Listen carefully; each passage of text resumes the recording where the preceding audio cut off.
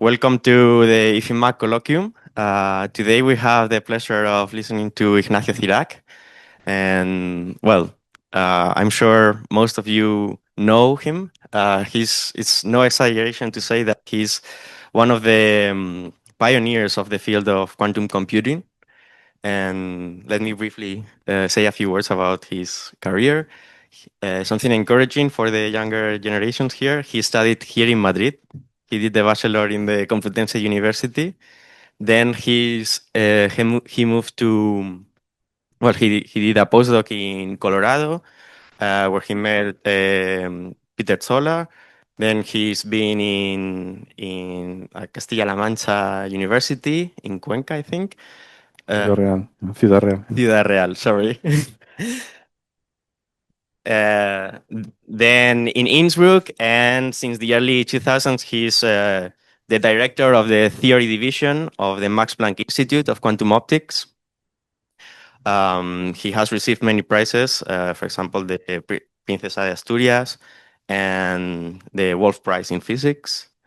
And he's well known for making some of the first proposals of quantum computer using trapped ions. Also, the first proposals for simulation using cold atoms. And on the theoretical side, he has developed many of the tools that are known now as tensor networks, and which all many connections between quantum information and many body physics. And well, today he will tell us about quantum simulation in the presence of error. So thank you, Ignacio, for coming, and the stage is yours. Okay, well, thank you very much. So thank you, Miguel. Good morning. So it's a great pleasure to be here. So I would like to start just by thanking the organizers, in this case, Miguel and IFIMAC, for this very kind invitation. And also with a warning, they asked me to give a colloquium-like talk, so this is very general. So I see that there are many experts around, so don't expect to learn much from my talk. But for the people, students and so on, who have not heard so much about quantum computing and quantum simulations, so I guess that's a good level for that. So the title of my talk is Quantum Simulation in the Presence of Errors. And so let me just motivate a little bit so why I'm talking about that. So probably you have heard that people are trying to build quantum computers, and there is a big hype on quantum computation. And there are like two problems in the context of quantum computation that are kind of serious. So one of them is that it's very difficult to build quantum computers, and the reason is because we have to isolate the systems very well, and if we are not able to isolate them, then the quantum computation doesn't work properly, so there are errors. And those are the errors I'm going to talk about here, the errors that appear when you're trying to run a quantum computer and it's not perfect. The second problem with quantum computation is that we have very few applications. So if we had now a quantum computer, then probably we would not know what can we do with that. So we know very specific cases, and so related maybe to quantum decrypting quantum messages, solving some equations, maybe some optimization problems, a little bit problems related to machine learning. But what is very clear to everybody is that quantum computers should be useful for what we call quantum simulation. And basically, what quantum simulation refers to is solving many body problems that we cannot solve with, let's say, supercomputers. And so what I want to talk about, well, maybe one warning. So of course, we will expect that people are able to correct the errors for quantum computers, and that this is already happening. So it's an obstacle, but it's not a major obstacle. So it will take some time to repair that. So at the end, I guess that we'll have relatively soon, whatever this means, some quantum computers. And on the other hand, the fact that we don't have applications beyond quantum simulations and very few others is not related. Connected to the fact that they don't exist. I mean, the question is that we don't know. So probably when we build these quantum computers and we can operate with them, we'll find many other applications. So these two problems that I mentioned, these obstacles of quantum computation, they're connected to each other. But in the meantime, so what we know is that quantum simulation is one of the main applications of quantum computers, and there is even the hope that in order to solve problems in quantum simulation, we will not have to correct the errors. So already with the prototypes that are being built in the labs, then we can already use them to learn something. And I want to address that question here. So this is not working. It's not working either. So maybe I think that it's got stuck. No, it got stuck. No, I think it got stuck because it doesn't work like that. Okay, now. Okay, now it's working. Okay, no, it's working. Okay, so something. Okay, so I wanted to introduce a little bit the concept of quantum simulations. And so the idea, as I mentioned before, is to try to solve using these quantum devices problems that are difficult with classical devices. And these problems are related to what we call quantum many-body systems. And so those are problems that appear in the context of chemistry, where you have maybe many electrons, the context of condensed matter physics, where you also have many electrons moving now inside the solid, but even higher energy physics. So you have something like the standard model, and you want to solve it with a quantum computer to make predictions, then you will run also with these issues. And so typically when we want to solve any of these problems, so what we do theoretically with computers is that first of all we discretize space and we put them on a lattice. So at the end, each of them, even for chemistry, then we have some lattice, and so we transform the problem like in the full generality to a lattice. And then if you take the proper limits in the lattice and we solve problems in lattice, then we'll be able to answer the questions for these problems. So in the lattice, so what we have at the end is a set of quantum particles at the edges of this lattice. For example, this is an example of a square lattice, but could be any other lattice in any other dimensions. And the problem is, so this, you could imagine that these are like spin 1/2 or what we call qubits.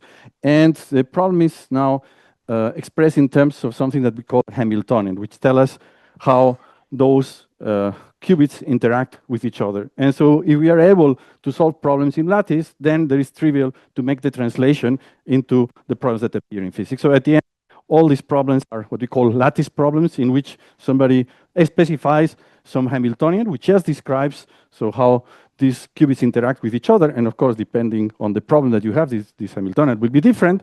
And so we have to solve this kind of problems. And by solving a problems, it means now that you have to specify what kind of problem. So for example, you may be interested in the dynamics. So you want to know what if you take one of the systems, you excite one electron, you put on an electronic excited state, and you want to know so how this will evolve. This is a problem of dynamics, or in condensed matter physics, and you maybe hit your piece of matter and you want to know what will happen.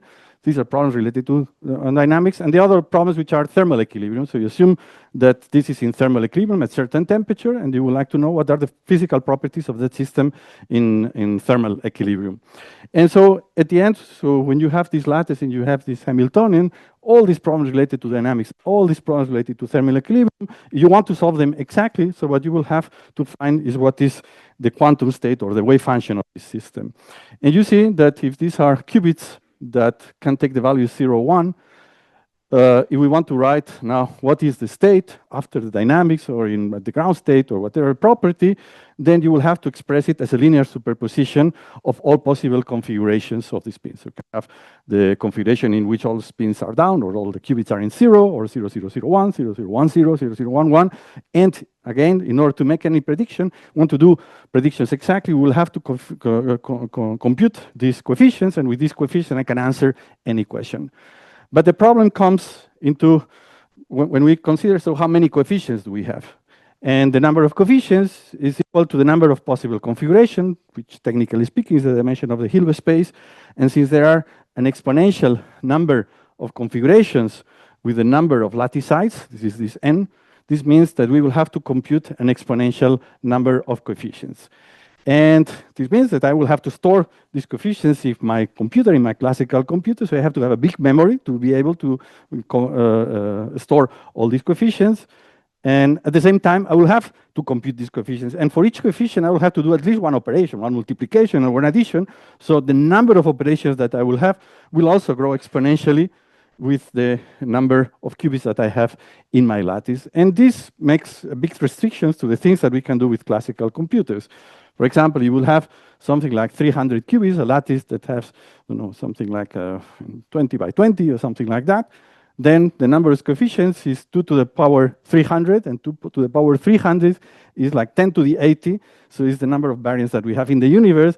So it means that we want to store these coefficients, and we'll need the whole universe as a computer to store these coefficients. And this is where the problem comes, and the complexity of many-body systems appear. Because now they can say, well, if we want to solve some of those problems, sometimes we want to solve them in some regime, and then we can do perturbation theory, we can do many techniques. But here I'm not talking about that, and I'll talk about that later on. I'm asking here, so if I want to solve this problem exactly. So that's very special for quantum problems. And the fact that the requirements for my classical computer, both in memory and in time, scale exponentially with the number of qubits that I have, which is basically the volume of my system. Now, in order to get around this problem, this exponential problem, and in order to address this problem, so Richard Feynman already many years ago found a way around it. And what he said is that if we want to solve a quantum problem using a classical computer is not the right approach. It's when we face these exponential problems that I mentioned before. And so what he suggested is to use a quantum computer in order to solve a quantum problem. And the idea is that if I would be able to take now a quantum system, which is composed of qubits, same way as these are the was specified in terms of qubits.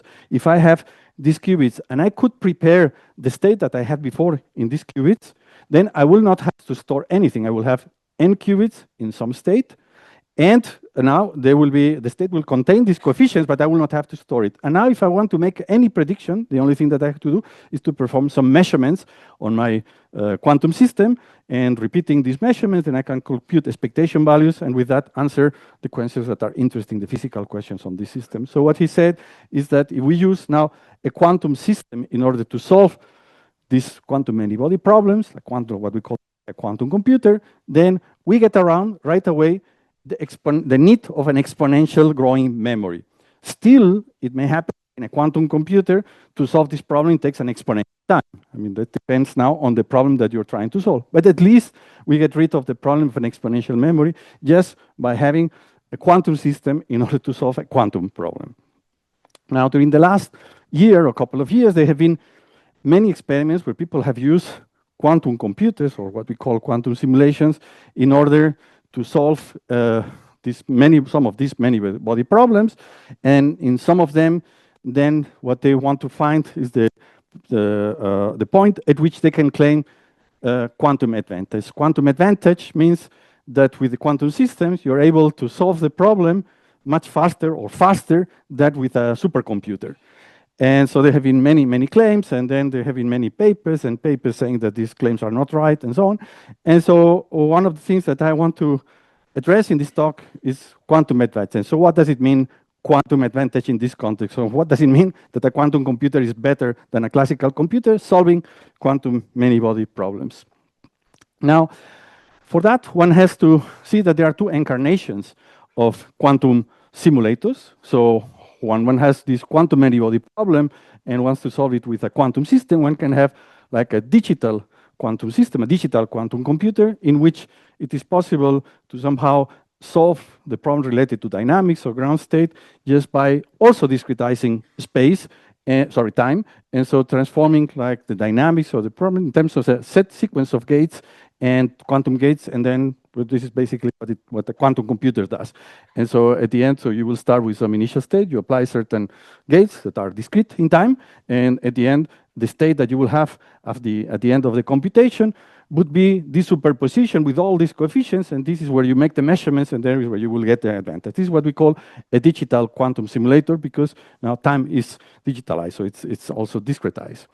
Now, another possibility is to use analog quantum computers. So the idea there is to take a quantum system that you have in the lab, that you can tame and that you can control very well, and then to may compose of qubits, spins, or something like that, and then engineer the interactions in your lab in such a way that they correspond to the Hamiltonian that somebody gave you, so that your system in the lab behaves exactly the same as the system that you want to solve, they want to simulate. And then what you will do is that now you take your system, engineer the interaction, just wait until the time in which you have prepared the state that is the solution to your problem. And once you have prepared, you can make measurements.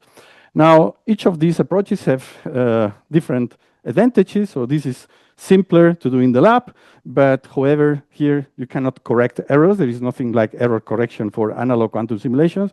In a quantum computer, it's much more complex to build in the lab. And however, if you can build it, and you can build it well, then you can correct the errors. And so then the things that I'm talking about here, then it would not be so relevant. I will talk a little bit about that at the end. But nevertheless, it's still very difficult to correct the errors with quantum computers in a scalable way. You can do some demonstration experiments, but it's still difficult. So I most of the time would talk about analog quantum simulation, even though at the end I'll talk a little bit about digital quantum simulation. So now, what are these systems with which people build these analog quantum simulators? So one typical example are cold atoms in optical lattices, in which, so remember, so you have a problem and then you have a system in the lab. The system in the lab that you can control is composed of atoms that are levitated with lasers. So the lasers form some interference pattern that creates some potential over the atoms. So the atoms are levitated, like it's drawn here, by these lasers, and they can move from one place to each other, and they also interact if they meet at some point. And if you control, so the tunneling rates, the interactions, and so on, then you can engineer the Hamiltonian that corresponds to the problem that somebody asked you. So that's one of the most famous, the most used analog quantum simulators. There are many other ones, so based on ions, based on superconducting qubits, based on Rydberg atoms, based on photons, based on quantum dots, based on impurities in diamond and some other centers and phosphorus. So there is a variety of other quantum simulators. And so here I will take an abstract form. So what I'm going to say applies to all of them. But when I give some examples, then probably I will relate them to these atoms in optical lattices.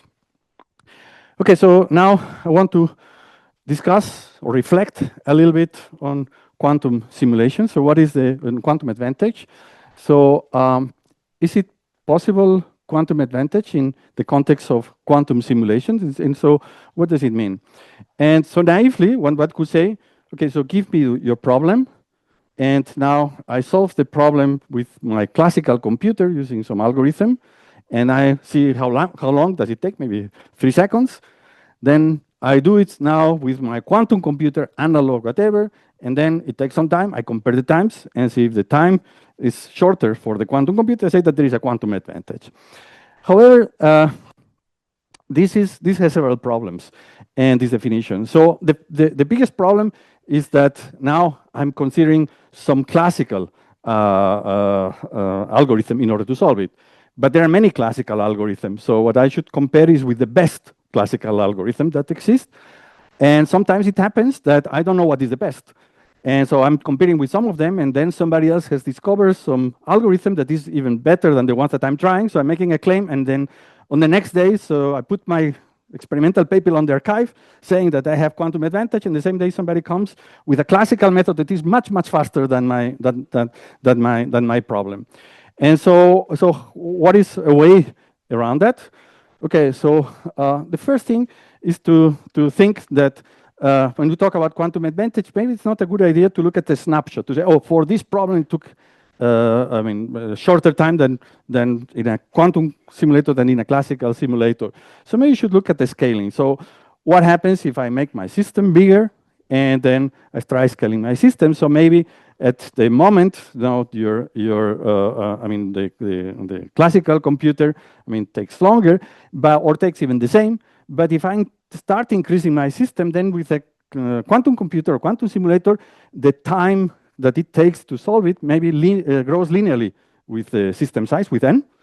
And with all the algorithms that I know, then this time is exponential.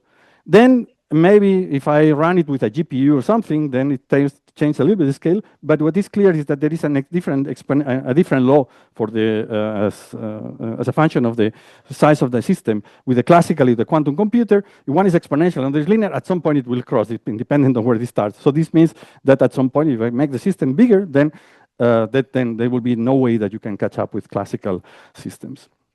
Now, another question that one has to take into account is that the quantum simulator has some solution to the problem which is certified. So if the quantum simulation is working well, so it would be no error, then I'm sure that the result is right. Now, with the classical methods, sometimes are not certified, they're heuristics. So somebody does mean field theory, and sometimes it works, sometimes it doesn't work, sometimes you put some other DMFT or DFT, and it works, or not, even tensor networks, sometimes they work and not work. And so I think that in order to talk about quantum advantage, you should compare apples with apples. You should compare certified methods. Let me give you an example. Imagine that I come up, and this has happened actually in practice. So I come up with a quantum simulation with my quantum simulator, and I have some result, and maybe I see some oscillations as a function of time. And then after that, so somebody sees the paper and tries mean field theory, tickles a little bit the parameters, puts another term and gets the same oscillation. Okay, this is not true. I mean, this is not valid because, I mean, they should do it before I do the experiment without knowing the result. So it should be certified and knowing that the result has to be right. So that's another thing that has to be taken into account, that when you compare with algorithms, then you should be, this algorithm should be independent of whether you know the solution or don't know the solution, so it should be certified. Now, still, there is the problem that I mentioned before about the best classical algorithm. So when we compare with the best known classical algorithms, it may happen that, I mean, I don't know the best, or it may happen that somebody comes tomorrow with a better algorithms, and then all my experiments are not valid anymore. My quantum advantage is not valid anymore because somebody has beaten it, even with the scale. And I mean, there is no way around it, in the sense that it may well happen that somebody comes tomorrow with a classical algorithm that we have not invented and that is better than our quantum algorithms. Even it may happen that a quantum computer is not more powerful than a classical computer. We don't know. I mean, it's a question of complexity, BQP equal to BPP, or it's not. And so this, I mean, this could still happen. Nobody expects something like that in the same way that nobody expects that problems in complexity class NP are the same as NP, even though it has not proven mathematically. But still, this way of thinking about complexity is a very good way of addressing this problem of not knowing what is the best algorithm. And this is what people in computer science do. So what they show, and in this context, what they will show is the following. So you say, well, I have done some series of experiments, and I have seen some scaling in my quantum algorithm, and now I try with the classical algorithms, and all of them scale exponentially with the system size, whether mine scales linearly. But now imagine that somebody comes tomorrow with an classical algorithm which scales linearly with the system size, like my experiment. Then what you can show, if you talk in terms of complexity, is that then that's great. Okay, well, it's very bad for me because you can simulate my experiments and I'm not gaining. But then you show that this person using the same code could solve any problem that a quantum computer could solve as fast as a quantum computer. So that, for example, so if somebody is able to simulate your experiments, then could use the same code. Maybe it has to encode, I mean, think it in a different way, but basically the same code to solve factorization problems, to solve optimization problems. And this means that we don't need any quantum computer anymore. This means that in practice it would be fantastic because we will not have to spend our time and our efforts into building quantum computers because classical computers already would solve that problem. But if you think about that, this is very unlikely that somebody find something that shows that classical computers are as powerful as quantum computers. And this way, so it's very unlikely then that there exists any other classical algorithm that can beat my quantum algorithms. And so that's the way in which people talk about quantum simulation in terms of complexity.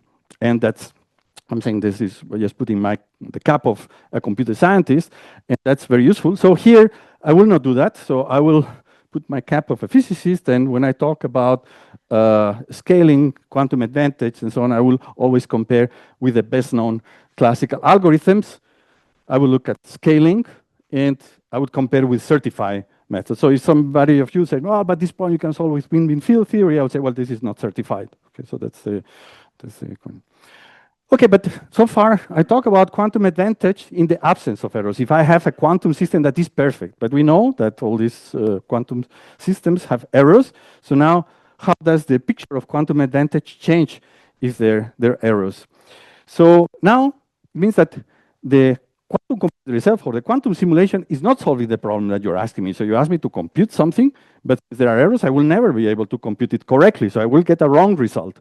So this means that you have to allow the classical computer also to make errors if you want to make a comparison. You have to be fair, and therefore the concept of quantum advantage changes in the presence of errors. And so this is what I want to talk about. So in the first part of my talk, I will talk about quantum advantage for perfect, say, ideal quantum simulators. And in the second part, I will say, well, now let's put errors and let's see if it makes sense to talk about quantum advantage and what does it mean in that context. Okay, so now I'm going to specify the problem, and I mentioned at the beginning that the typical problems that we want to solve in many-body systems are either dynamic or of equilibrium, and I'll concentrate here on problems related to dynamics because they're much simpler to explain and to get the scalings and so on.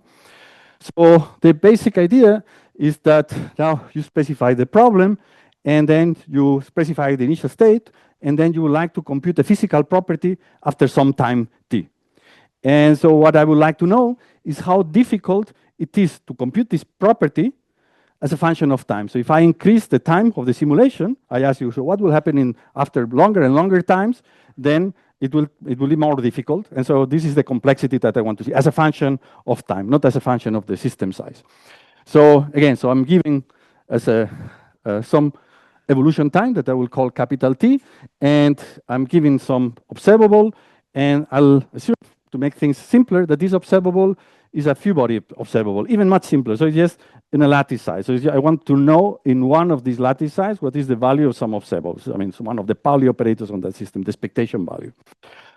Of course, I have to specify, this is a little bit more technical, I have to specify what is my lattice. So I'm assuming that will be something in several dimensions, can be in 1 dimension, 2 dimensions, 3 dimensions, a square lattice, hexagonal lattice, Kagome lattice, whatever.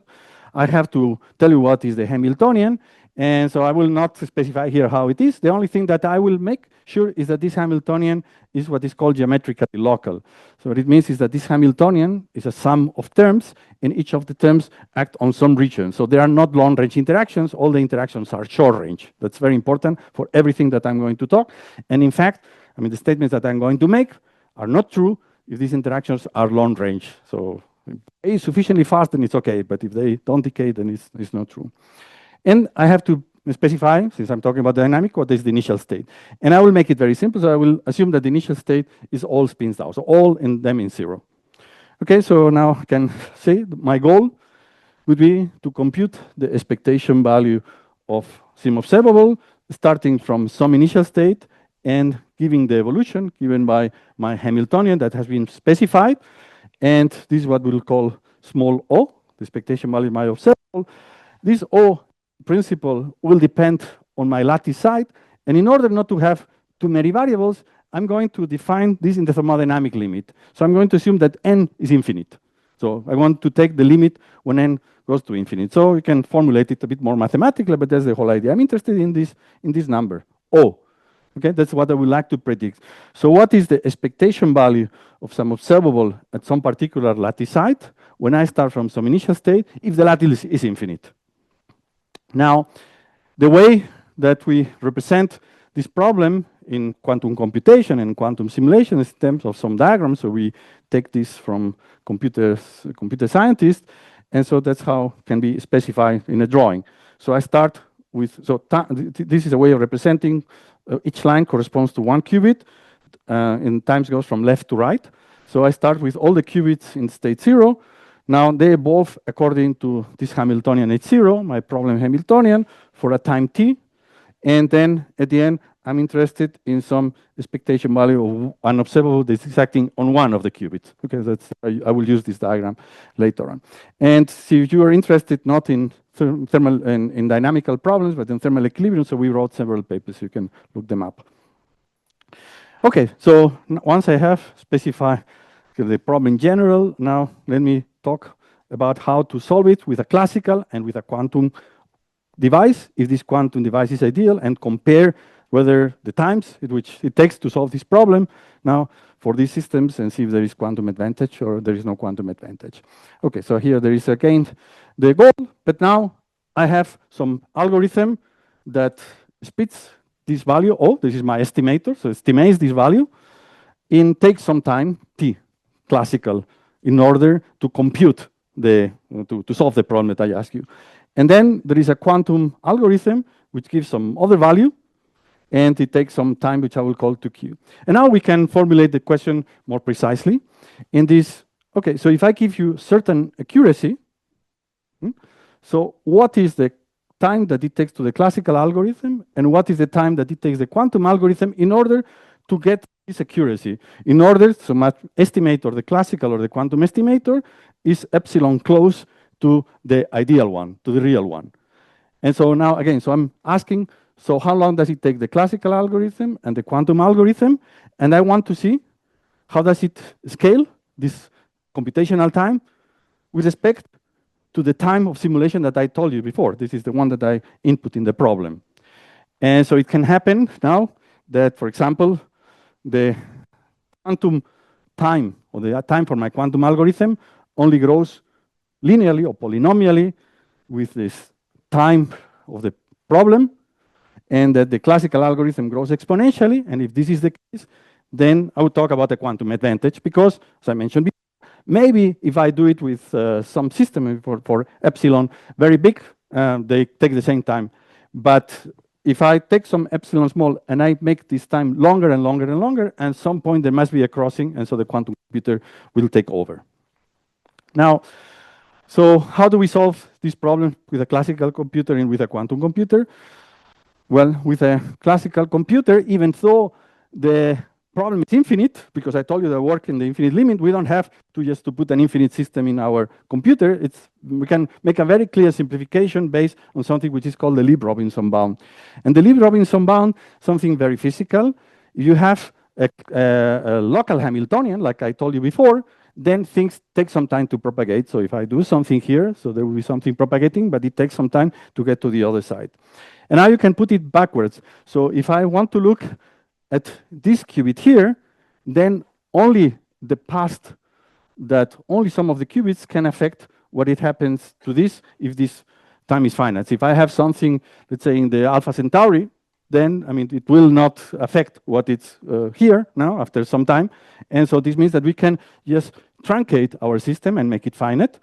And indeed, this is what is represented the Lieb-Robinson bound, that in the causal past of the system, only some qubits are relevant. It means that I can just consider a finite system, and you can control the errors. Actually, the Lieb-Robinson bound tells you how you can control the error. I'm not going to talk about here, even though it's relevant.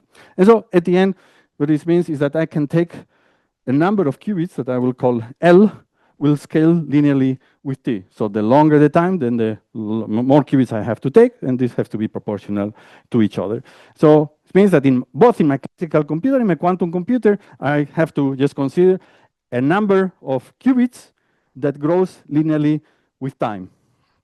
Now, and this, of course, depends on the dimension. So now here I draw a one-dimensional architecture, but in the problem that somebody gave you, maybe there is a two-dimensional architecture, or a dimensional architecture. So if I'm in 2 dimensions, then I will have to take L by L here and consider these qubits. And now, since I want to solve this problem certified, then I'm going to use an algorithm which gives me the exact solution.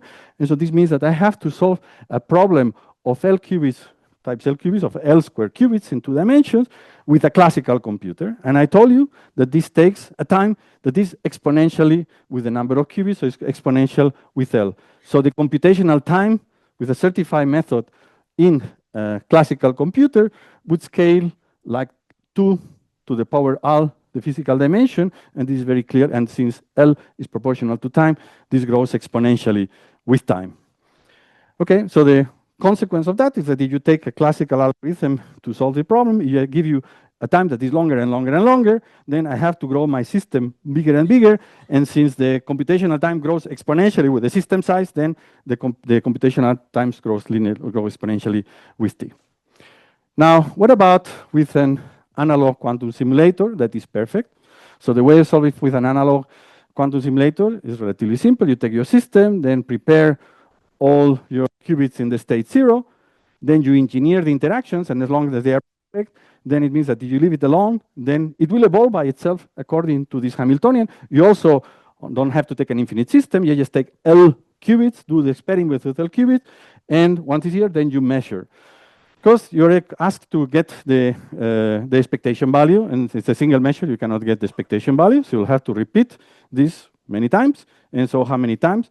Well, you want to have an accuracy of epsilon, then you, by the law of large numbers, then the number of repetitions will be 1 divided by epsilon squared.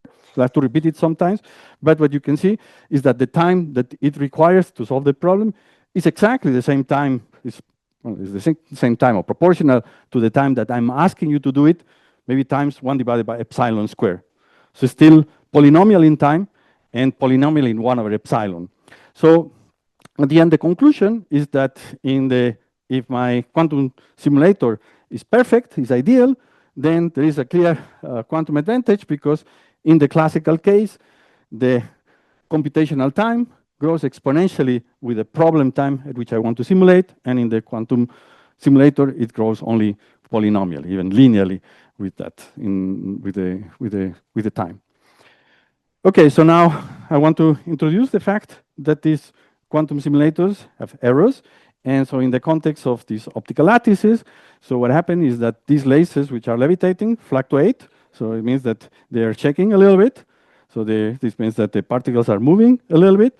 Also, they fluctuate in phase. So this means that this lattice now is moving a little bit also in this direction. Then there are also background Gauss, so this is done in the vacuum, but sometimes once of a sudden there is a molecule which is lost there and collides with one of your atoms and even may kick it out. And there may be some magnetic fields which are changing your systems, and these are things that appear in the lab, and in these analog quantum simulations, they are there. So what you can do is to improve your hardware and try to make it sure that these errors are smaller and smaller and smaller, but you cannot cancel them completely. You have a quantum computer, then we know that in principle it's possible to cancel them using error correction, but that's something that I'm not considering here. But I want to see, so what happens in this case. So it's a kind of drawing. So I have the ideal case, but in the real case, so it's not exactly the same Hamiltonian that I have. So this means that at the end, now it's a little bit technical. So if you have the evolution that I told you before in the physical system is not dictated by some Hamiltonian, but is more represented by something that we call a master equation, in which you have the evolution given by Schrodinger equation, but there will be terms that you can consider very general. So these terms can have Hamiltonian terms. So this means that maybe your Hamiltonian is not perfect. So when you're designing and trying to engineer, you have some error there. There might be also dissipation, and that's sufficiently general just to capture all these things. And the only condition that one can that I'm putting here in order to make the statements that I will make later on is that these errors, also these let's say perturbations that you have in your system, they still have to be local. So if these errors are not local, so an error happens here, and then there is a connection, instantaneous connection somewhere else, and something is happening somewhere else, then what I'm going to tell you is not true here. But anyway, so they are extensive, so this means that this is a sum of terms. So if you would try to do perturbation theory with the system, this will not work right away, because you see there is a gamma which tells you what is basically the error rate, but there will be n terms here. So your error grows like this gamma times n, where n is the number of lattice size, and if n, the thermodynamic limit, so n is infinite, so this is not going to work. So one has to do something else to that. But what is important is that I have introduced another parameter in the problem now, which is this error rate, this gamma that appears here. So apart from the time that we had before, the question that I'm asking you for how much time I want to simulate, apart from the epsilon, which is accuracy that I'm asking you, then there's also this rate, and that's something that is in the experiment. And so I want to make statements now depending on this rate. Okay, so how does it affect the picture that we had before? And so what you can go is to what's called the worst case scenario, in which you can think of this equation that I was writing before, that at certain rate, then your qubits are changed. And so this rate at which the qubits are changed is this gamma, and that's the rate per qubit. So it means that each of the qubits has certain probability that during this time at which they are evolving, then there is an error that is marked like that. And the first thing that is noticed is that if there is an error here, this doesn't matter, right? Because if this error is somewhere here, since everything is local, then this will not affect that because of causality. So what only matters here is there is an error here or not, if there is an error in this area or not. If there is an error, in the worst case, it will change completely my observable, so it will give me the wrong result. And if there is no error, I will have the perfect result. So now you can see that the error will be just related to the number of errors that are here, but since one, it's already bad enough in order to, make the result to be completely wrong, then what matters here is what the probability that there is no error, that's the probability everything is right. What is the probability? And so you can see that this probability will be the error rate times the area that is here. So the error will scale like gamma times the area, but the area is times L, but L is proportional to time. So it will be something like time to the physical dimension plus 1. So the plus 1 comes from the time itself, that it's appearing here. Now, it's very clear. So if you wait too long, then for sure there will be an error there. So this is what is showing this. If time is getting larger, then it's very likely that you will have an error. So this means that if you want to have a result that you are kind of certified that there are no errors, then you cannot wait for long times. So your simulator can only work for certain time. There is a maximum time at which it will be able to deliver.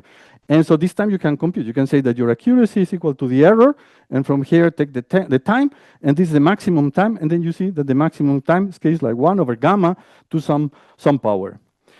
Okay, so now that we know that for a given precision, the quantum simulator can only run for some time, then let's ask the question, taking this into account. So now the question that we want to solve is to compare this quantum simulator with a classical simulator, but in which we fix that the error is the same error as the accuracy that we gave to our quantum simulator, and we ask to run the classical simulation for the maximum time.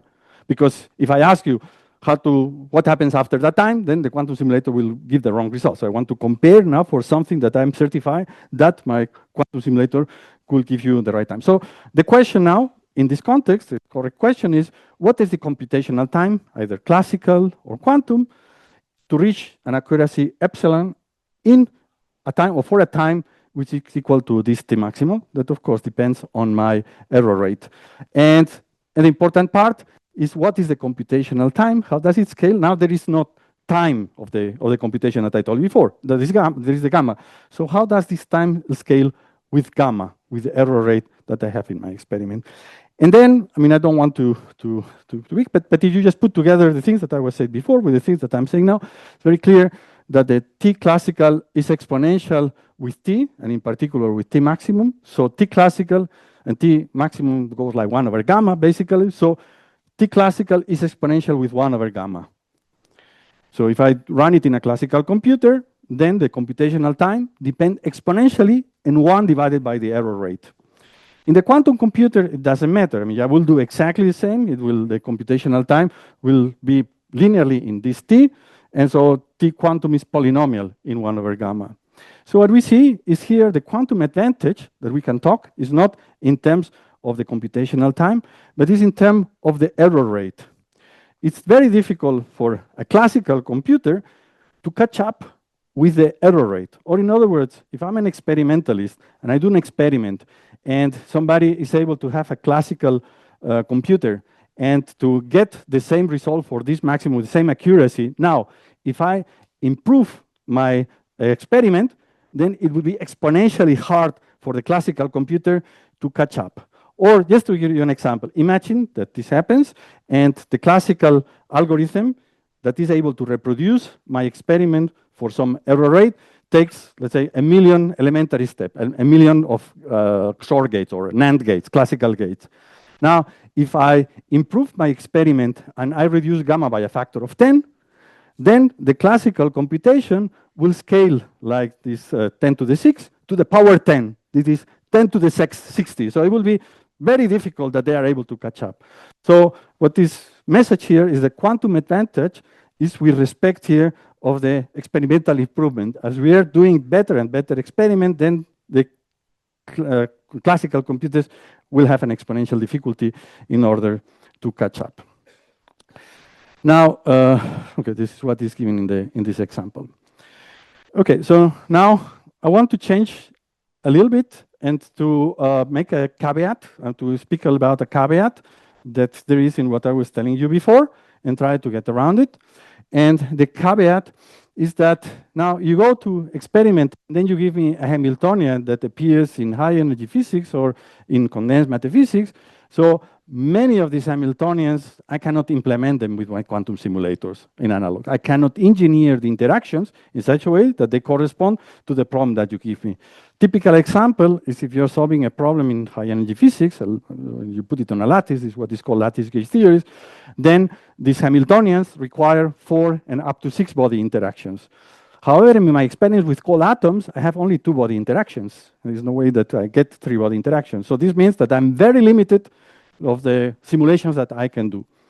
But people have figured out how to get around that and still use the experiment that they have in order to simulate very complex Hamiltonians. And this is what is called problem to simulator mapping, that if you give me a problem that I want to solve, I have what I can do in the lab, but I cannot reproduce your Hamiltonian. I can use some tricks in my lab in order to be able to reproduce this Hamiltonian. This is this problem to simulator. And then there are 3 kinds of ways of doing that. So one of them is what is called Floquet. So what I can do in my lab is to change the Hamiltonian as a function of time and make it periodic. So maybe I have I can switch off some laser, then the other one, then the other one. And if I do sufficiently fast, then it turns out that there is an effective Hamiltonian that describes the dynamics approximately that corresponds to a more complex Hamiltonian.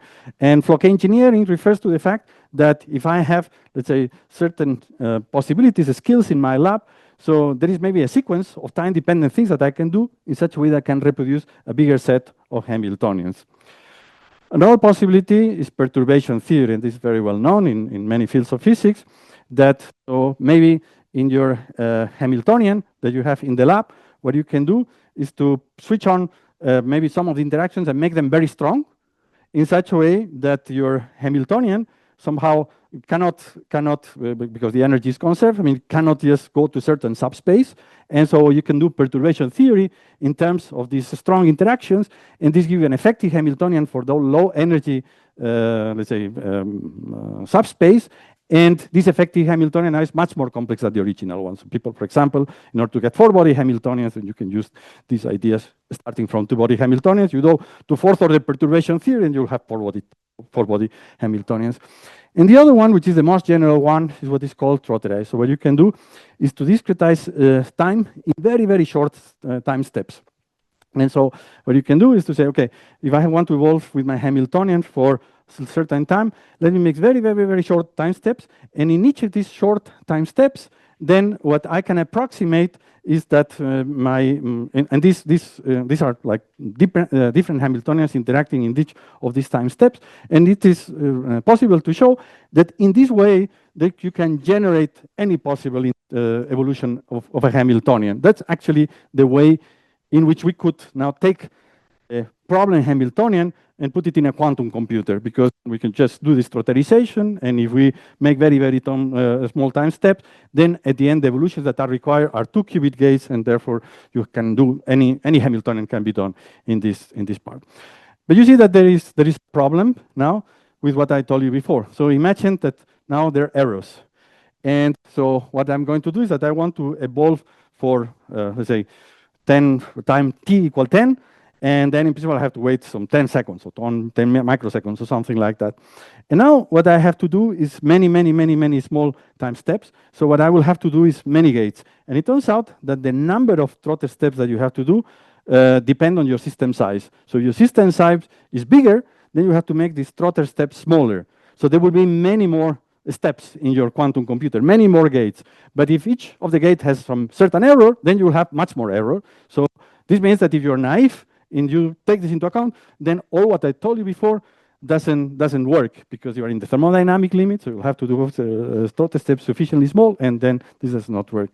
And so now, in order to solve these kind of problems, then you cannot use perturbation theory, and from the theoretical point of view, you have to use what we call an intensive perturbation theory, in which you take into account that you don't want to represent the whole, but the question that I was asking is to compute certain observables, and so you can do like a perturbation theory that is adapted to the observables that you're looking, that are intensive, and in this way get around these problems and show that still scale well, and the statements that I told you before are true in this context.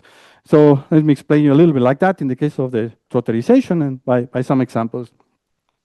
So imagine that the Hamiltonian that you asked me to do is a Hamiltonian in which we have a one-dimensional system with the spins, and it's what is called an XY Hamiltonian.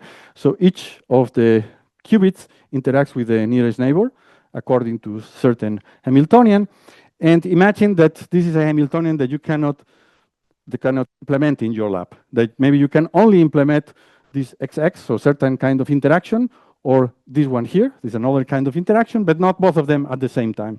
So this trotterization will tell you that what you can do is to define, I say something different. So imagine that I can do in my lab only switch on either the interaction between even sides, like this one, this one, this one, this one, this one, or between odd sides, like the ones that is below. But I cannot switch them, both of them at the same time. Of course, this is unrealistic, so typically this is not what happens in the experiment, but this is just to illustrate this method. So this means that this Hamiltonian can be written as the sum of the Hamiltonian that acts on the even sides plus the Hamiltonian that acts on the odd sides. And so what I can do is that if I want to evolve with my Hamiltonian H0, what I can do is to evolve a little bit with that, evolve a little bit with that, evolve a little bit with that with each of them. And so this is what is called trotterization. And one can show that if you do that, and if you make the time scales at which, the time steps at which you evolve with the even and the odd sufficiently small, then it's equivalent to having evolved with that.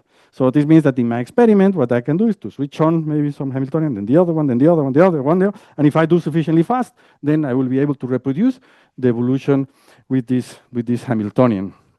And okay, so now that's a little bit more quantitative, what I told you before. So you can see whenever, so instead of evolving for some small time tau with H0, what I'm doing is evolving with H1 and with H2. But since these two Hamiltonians don't commute, then this is not true, it's only approximate. You can calculate what is the error, and the error is proportional to the number of terms that don't commute, which are as many as your system size, so it's proportional to your system size, and is proportional to this, what is called trotter square, trotter step square. And as you see, the trotter scales with n, and then you see that if we are in the thermodynamic limit, then n going to infinite, so this is a problem. But you could say, well, let's make this tau then 1 divided by square root of n, because then I can cancel somehow this. But this means what I told you before, that I have to do many of these trotter steps. And now if I have that there is an error per gate, I have to have many gates, and then error explodes. And so that's the problem that one is faced, let's say from a theoretical point of view. But well, we have here some examples. So how am I doing with time? But huh? Okay, 5 more minutes. Okay, so I will not show you. I mean, you can do numerical calculations to show that this is what happens. And the result is that if you do now this kind of exotic perturbation theory, is that indeed you can show that the error that you have is basically the same that we had before. You remember that it was like gamma capital T to the power D plus 1. And the only thing that changes is this alpha. So the gamma appears to some power. And the power now depends on the perturbation, the order of perturbation theory, the order of the Floquet-Magnus expansion, the order of the trotterization. You can do it in second order, third order, etc., but nothing else changes. So it's only one gamma. So this means that still the computational time, that is the classical and the quantum, then they will scale exponentially, one of them with 1 over gamma and the one polynomial with 1 over gamma. So it means that even in these more sophisticated problem to simulation systems, then you still have the same statement as before. But when I say exponential with 1 over gamma, so it will be e to the power 1 over gamma in one case. In this case, maybe is e to the power square root of 1 over gamma, still exponential, but with a different exponent. Okay, so now in the last minute, so maybe let me tell you about some other things that we are doing that's a bit more technical in our institute. So one of the things that we do related to quantum simulation is that what we show is just the opposite. So here what we're saying is that you are improving your experiment, then at some point it will be impossible for the classical computers to catch up. Now, we are saying the other one round. So if your experiment is bad, then you don't need your experiment because a classical computer would be much faster. So what we showed is that you have Hubbard models for bosons and for fermions. Then there are thresholds for which you can show that in a classical computer, you can have algorithms that are sophisticated, require Monte Carlos, but they are certified in such a way that your your classical method will simulate your quantum computer very efficiently, just because there is noise. In the case of Hubbard models, the Boson and Fermi Hubbard models. We also look at now open quantum systems, so you're simulating master equations or even non-Markovian systems. So then we also studied what happens with case of the errors, and so we had similar results, and we got some near optimal results for Hamiltonian dynamics. And so maybe the last thing is that now I didn't talk so much about physics here, so let me just talk a little bit about physics at the end, something not so abstract. So we have been looking now at quantum simulation, so how collaborating with experimentally, so how you can do some simulations in the labs that are difficult to do with classical computers.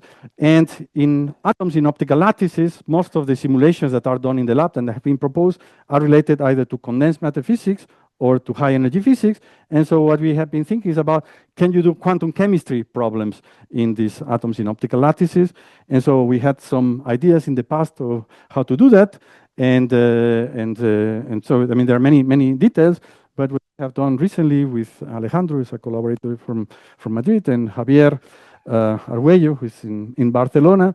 So we have thought about simulations beyond Born-Oppenheimer, in a sense in which you have now nuclei with electrons, and now the nuclei are not infinite, are not classical, described by classical dynamics, but are quantum dynamics. You can think of doing some scattering experiments, reaction experiments, which you have like a hydrogen atom and another hydrogen atom, and then they collide, and to look at the possibility that there are some reactions. So we hope that experimentalists catch up soon with that.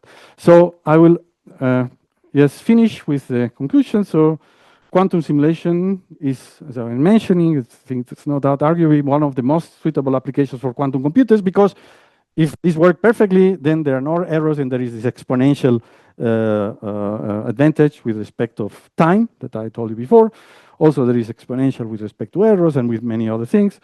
Now, even if there are errors, I mean, there is a chance, so we probably don't need to have fault-tolerant quantum computers, but just to improve the hardware in order to be able to do things that we cannot do with classical computers.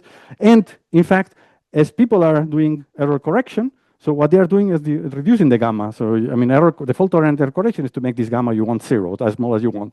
But if this is not perfect, then what they are doing, Google and Quiera and some others already showed that by having error correcting codes, what they are doing is reducing this gamma. So what you could do is experiments now with these encoded qubits in the meantime, as you're solving, you're preparing quantum computers for fault-tolerant correction, but you don't have them.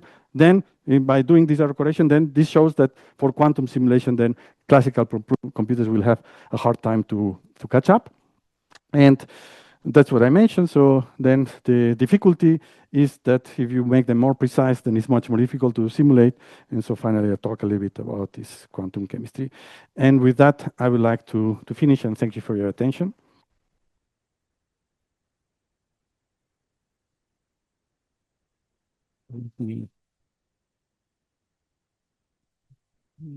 Okay, so thank you, Ignacio. So I think we have time for a few questions.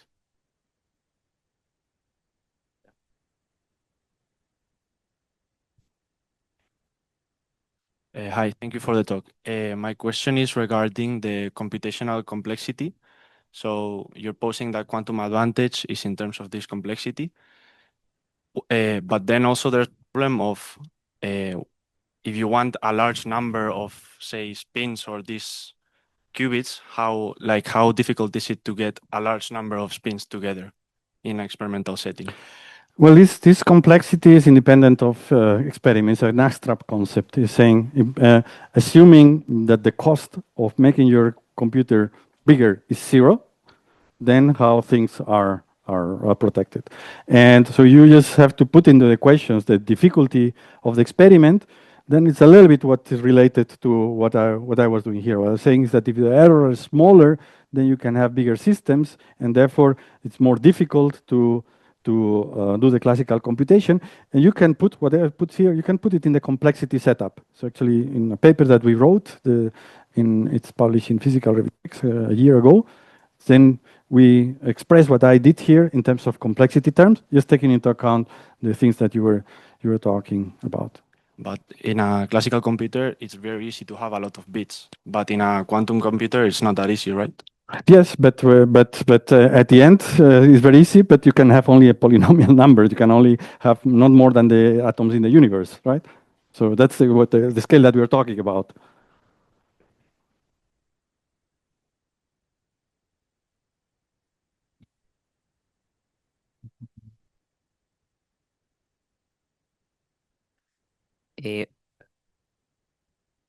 No. One thing, I don't have like very clear regarding the difference between analog and digital quantum computers, let's say, in why you, with a digital one, you can apply error correction, but in the other you cannot, because in the end, I mean, like the digital quantum computers, you call them digital, but they're made up of maybe cold atoms, trapped ions, and all superconducting circuits, and just the same things as analog. So I don't get why. No, in order to do quantum error correction, you have to have single addressing, have to be able to measure and to do feedback. Okay, and that's something that in the analog setup, I mean, it's not possible. And if it was possible, then people would build already the quantum computer, because then they will have all the universal set of gates and everything to do fault-tolerant error correction. I'm saying before they are able to do that in the experiment, that's the analog set in which they switch on, they let things evolve, they don't do things that are sometimes dependent, maybe this floquet, Hamiltonian, but not having like the possibility to address the single qubits and to measure, correct, and encode and all doing gates. So that's okay. So that's basically like the difference between the analog and the digital in this case, no? Yes. In the analog is like ad hoc for that experiment. That's right. Okay. Fine.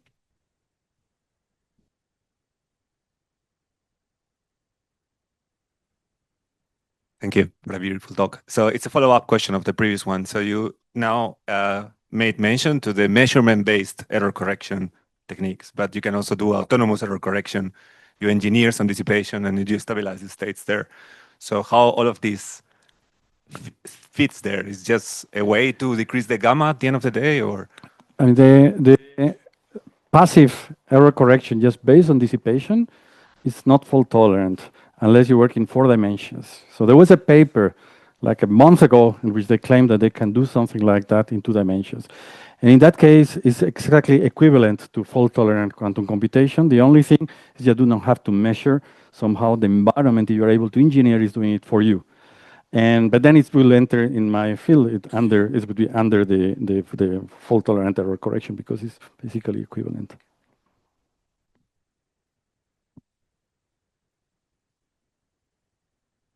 Yeah, I want to ask if some sort of coupling with nanophotonic structures can contribute to the reduction of errors by reducing the noise of the electromagnetic environment in quantum simulation.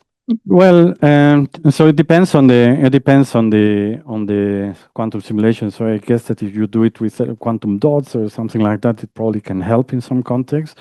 So what it's in the context of quantum atoms and in the context of fault-tolerant quantum computation, so one of the main obstacles to scale cold atoms is that the measurements are too slow. So that when you want to see if an atom is like in the state 0 or state 1, it has to scatter many photons, and this takes a long time. And so people have been thinking about putting cavities around of whatever kind, with nanophotonics or whatever, in order to enhance the Purcell factor and in order to have more photon scattering to be fast. So yes, indeed, there are some ideas in which they combine, let's say, different fields in order to try to enhance the capabilities of the quantum computers. So, how safe is to assume that the errors are local in the Liouvalian, and if not, if this is going to change the scaling in a non-polynomial way? Okay, it's a very good question. So let's say that depends now on the implementation. So you have cold atoms. So typically the interactions are very slow. So the case like 1 to the power r to the 6, where you use Rydberg gates. And so that's sufficiently fast, such a way that whatever I said here is still valid. So you cannot propagate very fast. So things decay sufficiently fast. Now you would have interactions which would decay like a power law, but this power law it's smaller, so it's like the dimension of your system, the physical dimension. Then the things that I said here are not valid. And so now depends on the implementations, and there are some implementations in which this is more an issue than in some other ones. But I still think that in most of them the decay is sufficiently fast, such that that's no case. It's different if you have a cavity. So you need a cavity in order to mediate the interactions between your qubits. Then typically this will make all-to-all interactions and all-to-all errors, and then there would be this would be an issue. And then what I say here is not valid, because I was assuming here that we had the Lieb-Robinson bound, but if something can happen instantaneously between this qubit and one that is infinite, since I'm considering an infinite system, then probably even the problem is probably ill-defined. There was one last question, maybe over there. No? Okay, the last one. Thanks for the talk. So, as I understand, when you start to talk about errors in a quantum simulator, comes from, for example, some imperfection in the lattice, and then you say that you have to compare that to a classical algorithm with errors. But maybe I missed this. What would be like a source of errors in a classical computer? Okay, so let me clarify that. So what I'm saying, the quantum simulator has errors because of imperfections. So this means that the result cannot be perfect, right? So it means that I have to give some accuracy, but I cannot go beyond some accuracy. Now I go to a classical computer, and the classical computer doesn't have errors, but I cannot ask the classical computer to get the exact result and compare with a quantum computer which doesn't have the exact result. So I have to ask the classical computer also to allow to have some accuracy, not an error, some accuracy, let's say. And that's the difference. Or saying in other words, imagine that I'm asking you that I want to know what is the expectation value of a Pauli operator, let's say, with precision 1. I don't have to do anything because, I mean, the spectrum is bounded between -1 and 1, so I say 0, and I'm sure that I guess it. So then the time is 0. So it depends on the accuracy, and this is what I'm saying, that the classical computer then is allowed to have some accuracy, which is not 0, I mean, it's perfect, and this is why I want to compare on equal footing. But I'm not assuming that the classical computer is faulty, no. Okay. If there are no more questions, let's thank the speaker again.